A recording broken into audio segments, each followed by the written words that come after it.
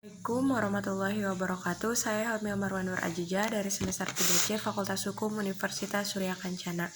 Kali ini saya akan mereview mata kuliah Hukum Pidana Lanjutan yang telah disampaikan oleh Ibu Profesor Dr. Hajah Heni Nuraini SHMH beserta asisten dosennya Bapak Dr. M. Rendi Aridayandi SHMH mengenai bab 1 yaitu percobaan atau vohing atau attempt.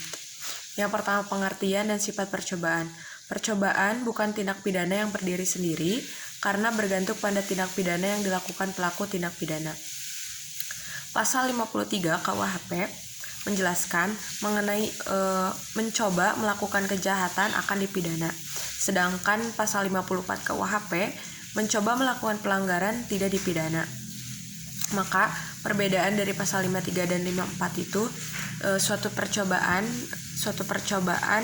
melakukan kejahatan akan dipidana, sedangkan mencoba melakukan pelanggaran tidak akan dipidana. Sifat percobaan ada dua, yaitu sebagai dasar atau alasan memperluas untuk dipidananya seseorang, dan juga yang kedua sebagai dasar alasan untuk dipidananya perbuatan. Kemudian dasar patut dipidananya percobaan yaitu dikarenakan ada dua, yaitu teori subjektif yang terletak pada sikap batin atau watak yang berbahaya dari si pelaku. Kemudian teori objektif yaitu terletak pada sifat berbahayanya perbuatan yang dilakukan oleh pelaku. Teori objektif ini terbagi menjadi dua, yaitu teori objektif formil dan teori objektif material. Teori objek formil yaitu dianggap bahaya terhadap tata hukum Indonesia. Kemudian teori objektif material menganggap perbuatan itu dianggap berbahaya terhadap kepentingan atau benda hukum. Kemudian ada unsur-unsur percobaan. Yang pertama adanya niat jahat, yang kedua adanya permulaan pelaksana, yang ketiga pelaksanaan tidak selesai bukan karena kehendak sendiri.